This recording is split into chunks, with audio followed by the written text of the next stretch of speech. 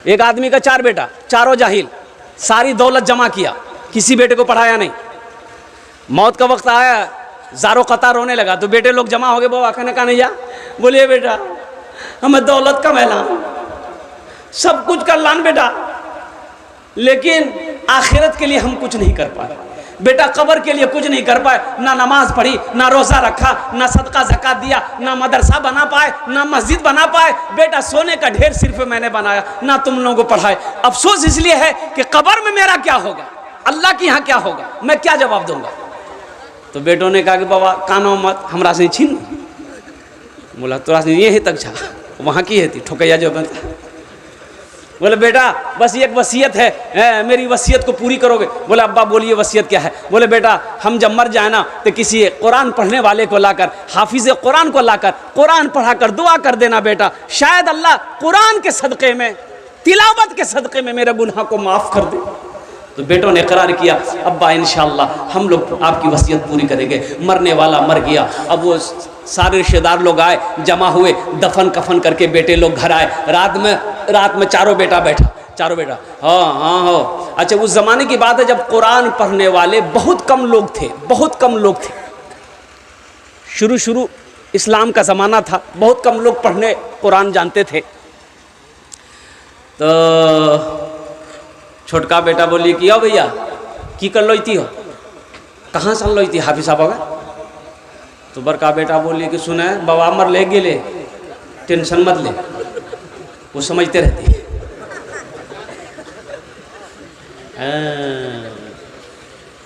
खेला देखिएगा ना, जैसे ही आंख बंद होगी ना फिर खेला देखिए ना। आंख जब तक खुली है सब है, आंख जब तक खुली है सब है, जैसे ही आंख बंद हुई सब खत्म।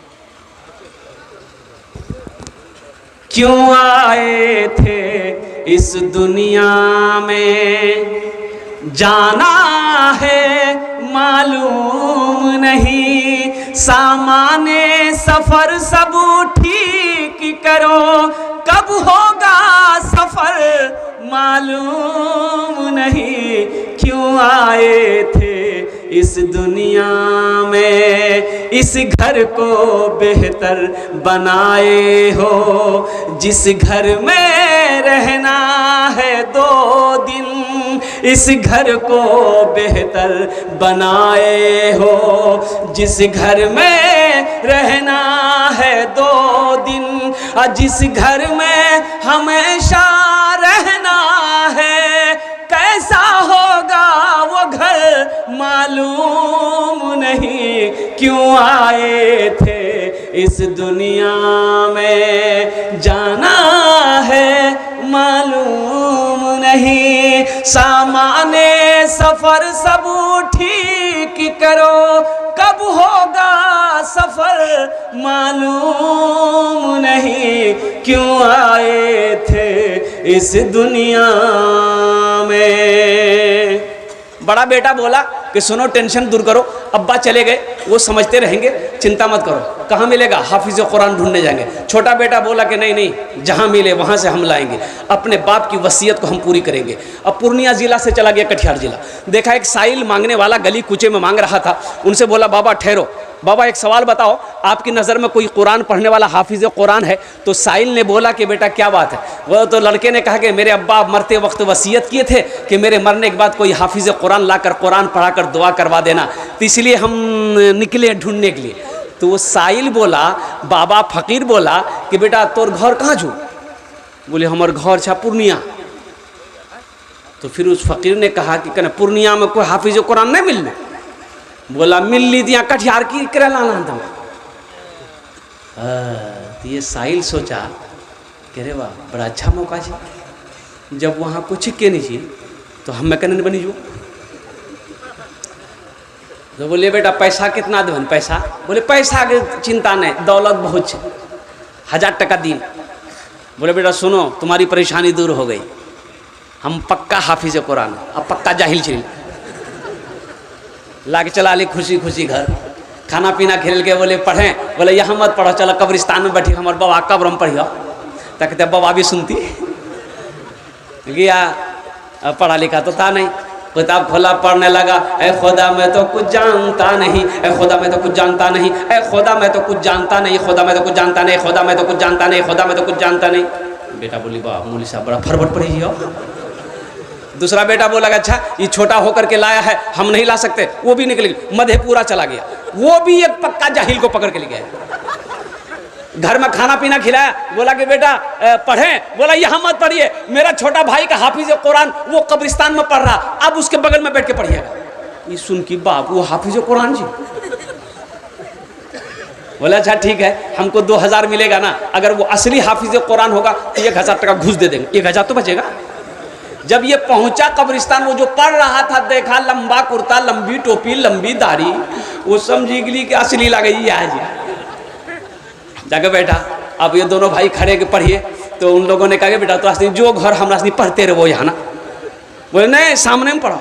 तो पहला वाला जो बोला कि अब जो हो असली है कि नकली है बाद में फैसला कर लेंगे हम लोग। पढ़ना शुरू किया, ए खुदा मैं तो कुछ जानता नहीं, ए खुदा मैं तो कुछ जानता नहीं, ए खुदा मैं तो कुछ जानता नहीं। दूसरा वाला समझ गया ये भी पक्का जाहिल है, वो भी पढ़ना शुरू किया, जैसन तू वैसन मैं, जैसन तू वैसन मैं, जैसन तू वैसन मैं, जैसन तू वैसन। अब तीसरा भाई बोला क्या ये 2 लाया, हम नहीं लाएंगे, हम भी लाएंगे, वो भी आन। चौथा गिरी, वो भी एक जाहिल पकड़ी गन, बोले 4 कोने में 4 आदमी बैठ जाइए, 1-2 आदमी मेरा बाप का पैर पकड़िए, 2 आदमी हाथ पकड़िए और डायरेक्ट जन्नत में पहुंचा दिया। अच्छा ये बताओ जन्नत पहुंचाओ में कितना दिन लगती? तिगाज निकल के बेटा जन्नत बहुत दूर, नजदीक नहीं छी, कम से कम 2 महीना लगता। बोला 2 महीना लगो कि 4 महीना, बाबा जन्नत से बाहर में छोड़ियो, जन्नत में घुसा दिया। बोला तो पहला वाला पढ़ा, ए खुदा मैं तो कुछ जानता नहीं। दूसरा वाला बोला जैसन तू वैसन में, जैसन तू वैसन में। तो तीसरा वाला समझ गया ये दोनों पक्का जाहिल है। ये भी पढ़ना शुरू किया, ये अंधेरी तकलीद कब तक चलेगी, अंधेरी तकलीद कब तक चलेगी, कब तक चलेगी, कब तक चलेगी। तो चौथा समझ गया ये तीनों पक्का जाहिल है। वो भी पढ़ना शुरू किया, जब तक चले चलने दो, जब तक चले चलने दो, जब तक चले चलने दो, जब तक चले। दोस्तों एक दिन से चमन से आशियाना उठाना पड़ेगा। दोस्तों एक दिन से चमन से आशियाना उठाना पड़ेगा। दोस्तों एक दिन इस चमन से आशियाना उठाना पड़ेगा। उठ गया जिस घड़िया बोदाना, उठ गया जिस घड़िया बोदाना, छोड़कर सबको जाना पड़ेगा। उठ गया जिस घड़िया बोदाना, छोड़कर सबको जाना पड़ेगा।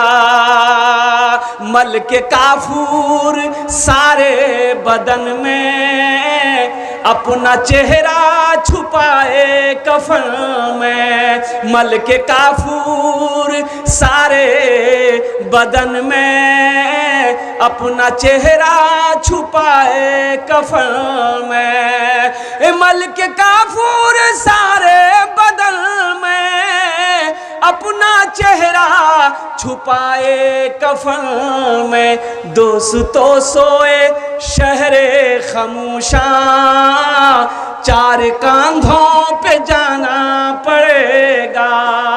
उठ गया जिस घड़ी आबोदाना, छोड़कर सब को जाना पड़ेगा। इंशाल्लाह आखिरत की तैयारी करेंगे, हाथ उठाएं इंशाल्लाह। कितने लोग तैयार हैं? अल्हम्दुलिल्लाह। आमी ओनार जन्ने दस्ते दुआ करबो, आमी ओनार जन्ने दस्ते को दुआ करबो। कुरान से मोहब्बत करने वाला मुझे इस मजमे के अंदर में 5 आदमी चाहिए इंशाल्लाह। कितने लोग चाहिए? अरे भाई बोलो ना भाई। अल्लाह के रसूल इरशाद फरमाते हैं ये कुरान आज किताबी शक्ल में है, कल क़यामत के दिन इंसानी शक्ल में होगा। कल क़यामत के दिन किसकी शक्ल में होगा? बड़ा खूबसूरत इंसान होगा। अल्लाह की बारगाह में एक आदमी के हाथ को पकड़ कर खड़ा होगा। अल्लाह तो मेरा आलिमुल गैब व शहादा है, फिर भी मेरा रब पूछेगा तू कौन है? तो ये कुरान कहेगा या अल्लाह मैं तेरा कुरान हूँ। कि तेरे साथ कौन है? कि या अल्लाह मुझ कुरान का कारी है।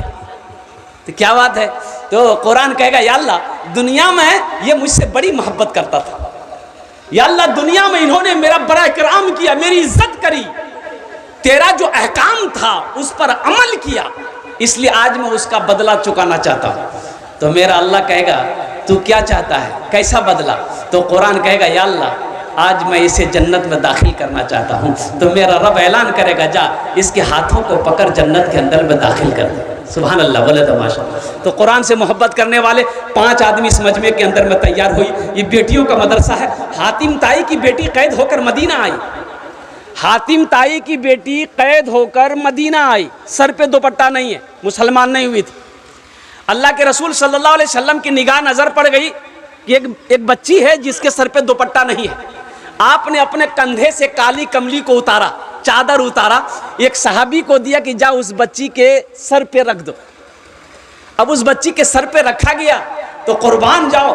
तो सहाबा ने अर्ज किया या रसूल अल्लाह सल्लल्लाहु अलैहि वसल्लम हो वो ईमान नहीं लाई है। तो अल्लाह के रसूल ने इरशाद फरमाया बेटी किसी की भी हो, बेटी बेटी होती है, बेटी किसी की भी हो, हिंदू की हो, यहूदी की हो, नसरानी की हो, चाहे वो क्या कहते हैं कि ईसाई की हो, चाहे मुसलमान की हो, बेटी बेटी की हो, बेटी होती है। ये बेटियों का मदरसा है, बच्चियों का मदरसा है। हो सकता है मेरा कोई गरीब भाई की बेटी पढ़ रही होगी जिसके बाप के अंदर में पढ़ाने की ताकत ना हो, अल्हम्दुलिल्लाह अल्लाह ने हमको माल दिया है, क्या हम उसमें हिस्सा नहीं ले सकते?